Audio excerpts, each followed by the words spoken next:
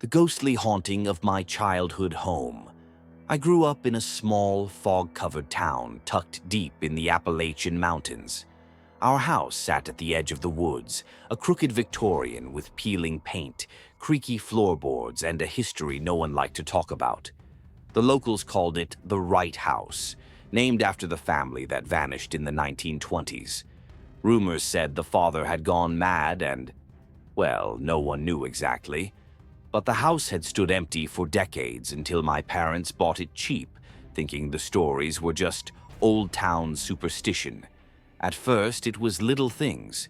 Toys would move during the night, lights flickered even when there wasn't a storm, and my dog, Max, refused to enter the basement. He'd growl at the stairs like something was waiting down there. But I'll never forget the first night I really felt it. I was 8. It was just after midnight when I woke up, freezing cold despite the summer heat. I looked toward my closet, and there she was, a pale woman dressed in a tattered white gown, her head tilted unnaturally to the side, eyes locked onto mine. She didn't speak. She just stared. When I screamed, she vanished. After that, it got worse. Whispers in the hallway, scratches on my bedroom door. Sometimes I'd wake up with bruises on my arms, as if someone had grabbed me in my sleep. My parents never believed me, until the night they heard the piano playing downstairs, even though it hadn't worked in years.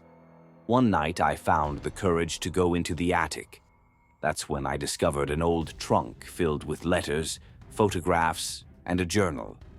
It belonged to Martha Wright, the mother of the family who'd vanished.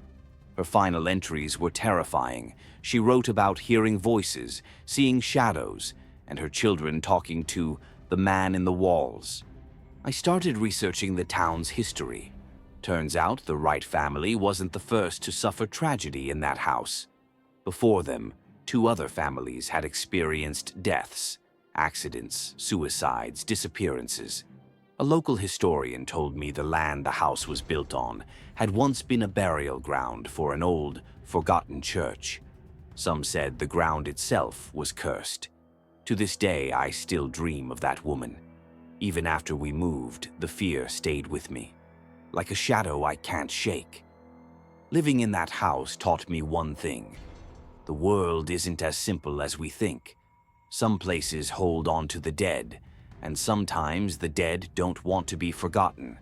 So if you ever find yourself near a quiet old house at the edge of the woods, and you feel someone watching, even when you're alone, don't ignore it. Some doors, once opened, can never be closed,